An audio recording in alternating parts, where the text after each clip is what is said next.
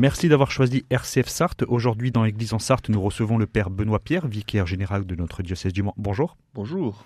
Le rapport demandé par Emmaüs sur les agissements de l'abbé Pierre ont été une véritable onde de choc. Ça a commencé cet été. Depuis, de nouveaux témoignages se sont greffés. Le pape François a déclaré que le Vatican savait depuis 2007. Il a parlé de terribles pécheurs, pescadores bruto, si je traduis bien l'italien, en parlant de l'abbé Pierre, qui est malgré tout un homme qui a fait beaucoup de bien dans sa vie. Comment, en tant que prêtre, vous conseillez aux gens de garder un certain recul sur une affaire comme celle-là? C'est quelqu'un que tout le monde connaît d'une certaine façon. Alors c'est sûr, oui. Je dirais que d'abord il faut accuser l'onde de choc d'une certaine manière. Voilà, moi l'image qui me venait, vous savez, c'est quand un arbre centenaire s'effondre dans une forêt, ça fait du fracas. Et il y a un peu de temps pour comprendre ce qui se passe ou pour voilà. Et dans ce temps-là, c'est le temps immédiatement où nous devons accorder vraiment de la considération et beaucoup de respect à la parole et au témoignage des personnes victimes, dont on comprend, voilà, pour témoigner tant d'années après, on ne peut que le présupposer, mais voilà, on peut imaginer tout le chemin qu'il aura fallu parcourir. Et donc il y a une profonde douleur et une honte, évidemment, qui nous saisit quand nous pensons à ces personnes-là. Et puis ensuite, on est devant un mystère vraiment, je dirais, quasi insondable. Hein. C'est ce mélange de mal profond et de bien. Voilà comment un homme est capable, tout en ayant des comportements que l'on découvre maintenant et qui sont glaçants, en même temps de développer une œuvre bonne. Hein. On a vécu ça avec Jean Vanier et puis avec d'autres, hélas. Et donc il n'y a pas de réponse immédiate. On est petit. Si on est chrétien, on se dirait bien que on est un peu comme au pied de la croix. Hein. Et puis on pleure. Ça répond pas à tout. Et puis après, bien sûr, il y a le temps. Alors, ça a été annoncé par Emmaüs, bien sûr, par le président de la Conférence des évêques de France, par le Vatican aussi. Il y a évidemment le temps de l'enquête, c'est-à-dire le temps d'y voir plus clair et notamment d'ouvrir les archives. D'ailleurs, à ce sujet, la Conférence des évêques de France, vous l'avez vous-même dit, a levé le délai d'accessibilité aux archives qui était prévu pour 2082. Oui. Parce que l'abbé Pierre est mort en 2007. Il l'a levé pour que l'enquête puisse suivre son cours. Oui, c'est ça.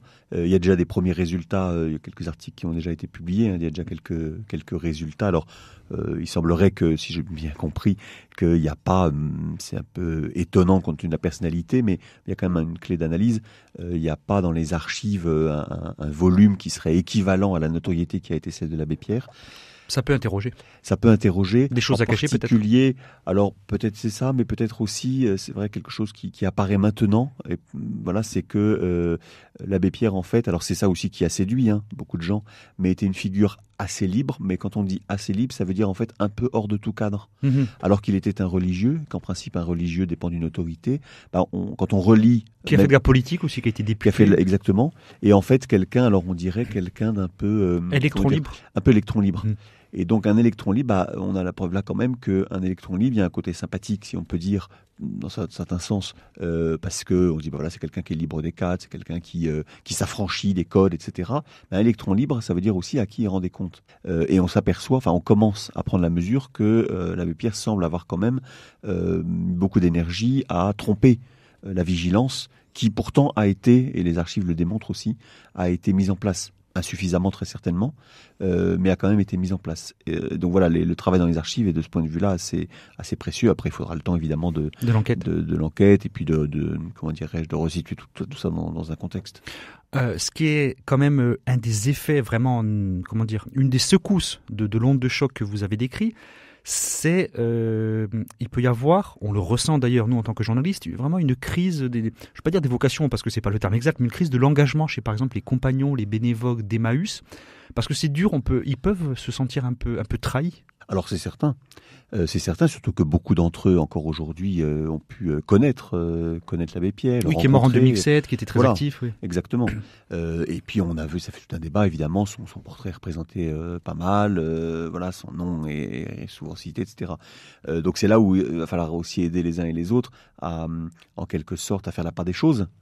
Et puis à ne pas oublier, c'est vraiment très étrange comme situation évidemment et très très pénible et très douloureux, mais à faire la part des choses parce que la perversion d'un homme ne disqualifie pas la qualité de l'engagement de nombreuses autres personnes.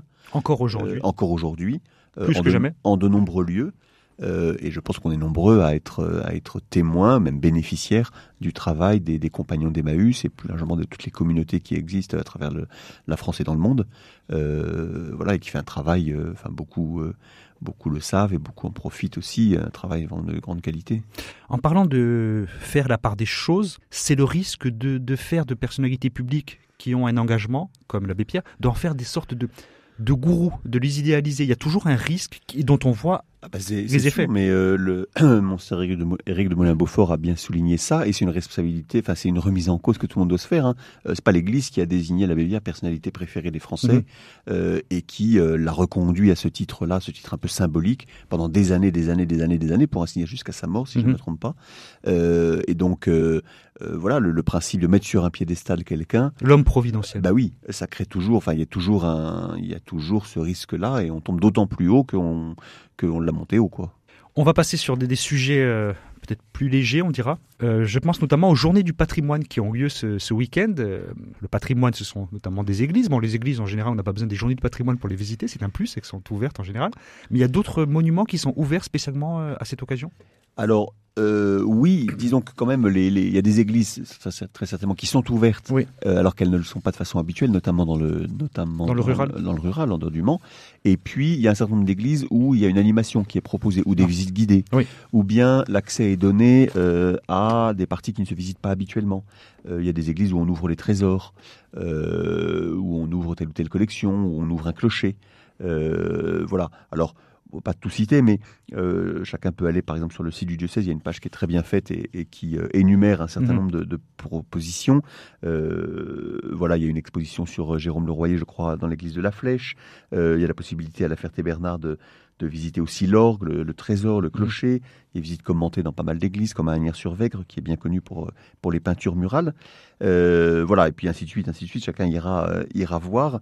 Mais en tout cas, l'invitation est faite de pouvoir profiter de ce week-end pour, au gré de quelques déambulations ici ou là, rentrer aussi dans les églises.